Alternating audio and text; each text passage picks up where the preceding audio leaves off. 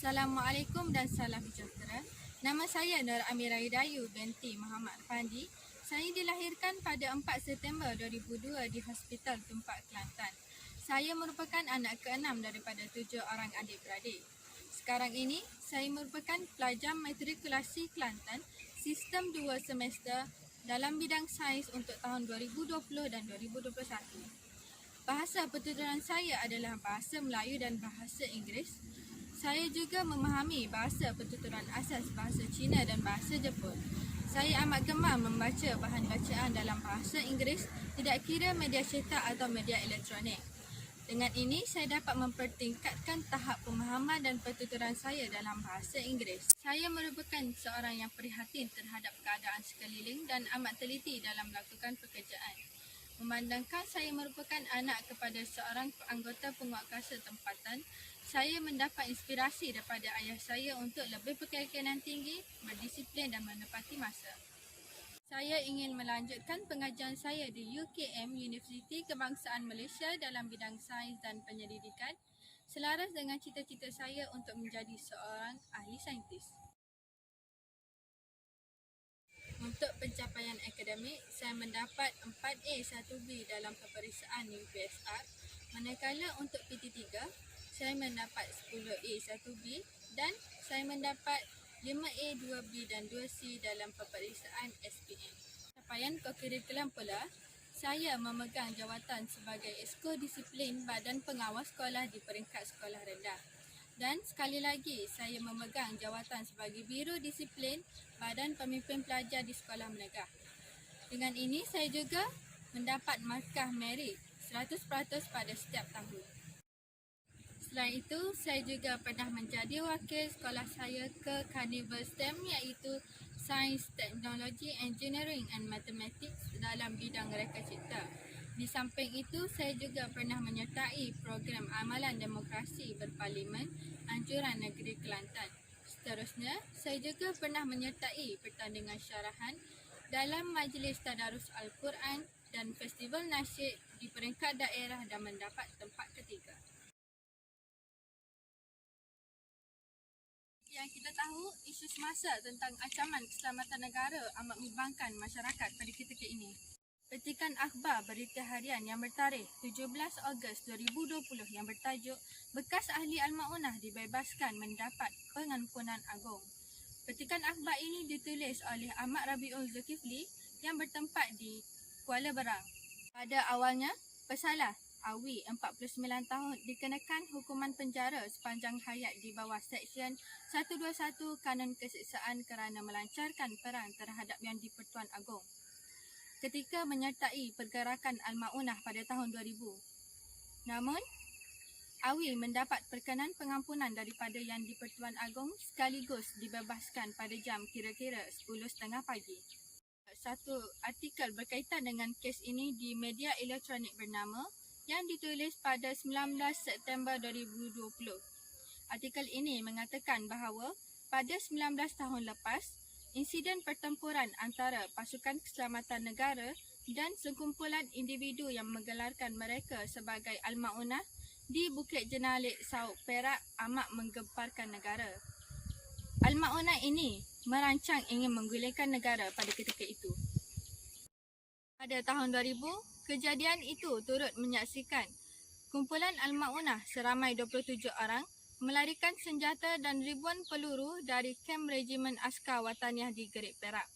Bekas Panglima Tentera Darat, Lieutenant Jeneral Bersara Datuk Seri Muhammad Zaini Muhammad Said, 65 tahun, dikatakan mengetuai pasukan keselamatan negara menyerbu kumpulan Al-Ma'unah pada 2 Julai tahun 2000. Dengan ini, Al-Ma'unah dapat ditewaskan dan kesemua ahlinya menyerah diri. Namun, duka citanya, insiden ini mengorbankan 2 anggota keselamatan negara, iaitu seorang daripada Cawangan Khas Polis Diraja Malaysia, Detektif Korporal Ark Sanghadivan, dan seorang lagi daripada Komando Grup Gerak Khas ATM Trooper Matthew Medan. Rakyat Malaysia, kita hendaklah mempunyai sikap menghargai jasa-jasa pejuang negara kita yang mengorbankan diri demi negara.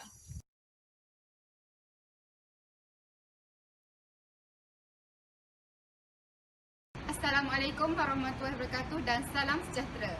Saya Nurmala binti Samsuri dan lebih dikenali sebagai Nurmala. Saya dilahirkan di Hospital Kota Baru Kelantan pada 23 April 2002 dan kini berumur 18 tahun. Saya merupakan anak ketiga daripada 3 beradik dan merupakan pelajar Kolej Matrikulasi pada tahun 2020 dan 2021 dalam bidang sains sistem 2 semester. Dilahirkan sebagai seorang anak pegawai kastam, mendidik saya supaya lebih berdisiplin dan bermotivasi. Oleh hal yang demikian, saya dapat mengajar diri saya supaya lebih berkomitmen tinggi dalam melaksanakan tanggungjawab yang dipikul. Saya juga merupakan seorang yang kuat semangat dalam mencapai sesuatu dan mempunyai semangat pantang menyerah dalam mempelajari hal baru. Pencapaian akademik membawa maksud pencapaian pada tahap tertentu yang dicapai oleh individu dalam pelbagai ilmu pengetahuan serta kemahiran. Semenjak kecil lagi, saya telah didedahkan dengan pelbagai ilmu pengetahuan bermula di bangku sekolah, mendapat keputusan UPSR 5A, P3 11A dan SPM 4A bukannya mudah, tetapi usaha adalah tangga kejayaan. Saya juga dilantik menjadi pengawas sekolah pada tahun 2015 hingga 2019. Ia menjadikan saya seorang pelajar yang berdisiplin dan berwawasan. Kemahiran bertutur di khalayak ramai sudah menjadi kebiasaan dalam hidup saya. Sebagaimana saya dilantik menjadi Esko Pengacara Majlis. Untuk aktiviti ko-kurikulum pula, saya pernah menyertai pertandingan Matex, di mana pertandingan itu berasaskan ilmu pengetahuan matematik di samping para pelajar dari sekolah berprestij tinggi. Memberi persaingan yang hebat dalam diri saya, namun tidak disangka saya memperoleh pingat gangsa dalam pertandingan tersebut. Justru itu, saya juga menyertai pertandingan Forum Raja pada tahun 2017 dan mendapat naib johan dalam pertandingan tersebut di peringkat negeri. Setiap orang mempunyai visi hidup masing-masing. Begitu juga dengan saya. Visi utama hidup saya adalah untuk mencapai kebahagiaan di dunia dan juga di akhirat. Selain itu, sebagai pelajar matrikulasi, saya juga ingin mendapat 4.0 dalam peperiksaan PSPM setiap semester. Bukan itu sahaja, saya juga ingin menjadi orang berwawasan dan berpendidikan. Misi hidup saya adalah untuk sentiasa berusaha dalam mencapai sesuatu. Selain itu, saya juga ingin menerapkan kedisiplinan dalam diri saya serta melahirkan karakter diri yang baik dengan menunjukkan perilaku yang baik. Isu semasa yang masih berlaku di negara kita ialah isu pembuangan sampah. Isu ini masih berlaku kerana pengurusan sampah yang tidak sistematik. Rakyat Malaysia menggunakan 37,890 tan sisa setiap hari dengan sekurang-kurangnya 1.1 kilogram dijana bagi setiap individu. Jumlah ini dianggarkan terus meningkat seiring dengan pertambahan populasi penduduk dan lebih membimbangkan ia akan menyumbang kepada ketepuan tapak pelupusan sampah di seluruh negara.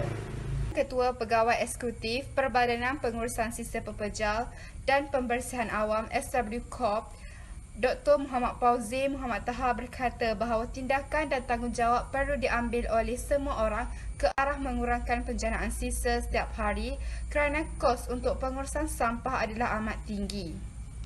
Selain itu, kos pengurusan sampah bagi 7 negeri di bawah pengurusan SW Corp adalah amat tinggi iaitu mencecah 2 bilion setiap tahun.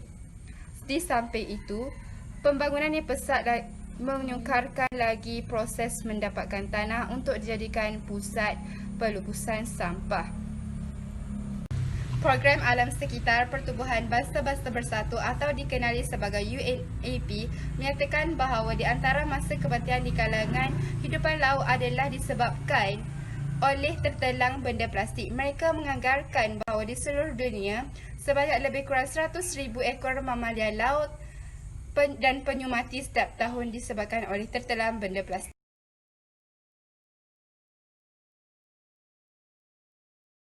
Oh